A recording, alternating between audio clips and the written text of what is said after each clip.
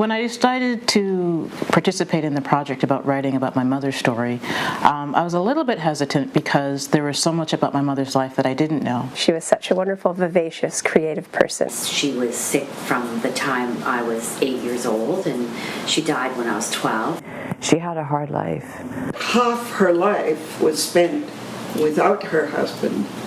She was eventually diagnosed as having schizophrenia. It was my intention that I would write a story about my mom. This was the divine opportunity, and I had to jump on it. Here it is. It's right here. We have to do this. What a good idea. I think I better do this. At the time, I considered myself a writer who wasn't writing.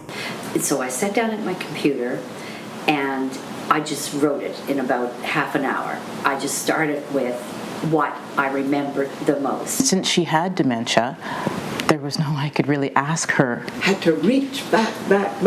I think collecting the facts was pretty easy and interesting. So I had to go back and look at the pieces of paper and see when she was born. I literally had to separate myself out of the story and just look at her. I think just looking at her more objectively. Because my mom died when I was young, so much of my adult life was consumed with her death.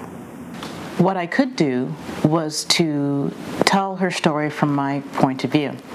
That's all I had left. Remember, this is not about you. I cried a lot when I was writing it. I had a great deal of concern that I was potentially going to disrespect my mother by telling her story. When I recounted, some of her sort of the basic facts of her own personal history, I really began to understand what she sacrificed in order to raise her family. Writing her story, her humor came back.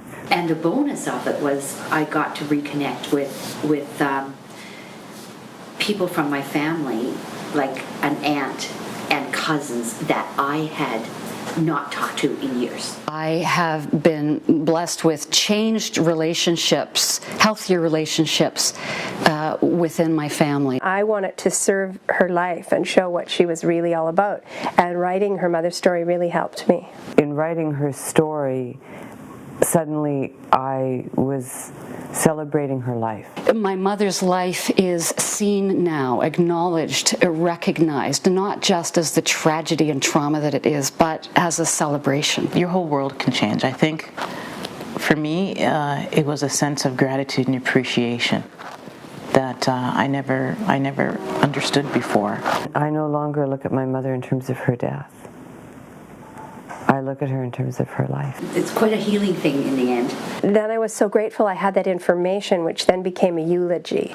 And so I would highly recommend doing that research while your parent is still alive. To anyone who is thinking about writing their mother's story, I say, just do it. Like, you've got to do it because it'll illuminate your life. Really do it. The gifts, the rewards you can't even begin to predict. Have the courage and do it. As vulnerable as she is, as frail as she is, she's still my mom. She loved me. I don't know if I knew that enough. That's a legacy too.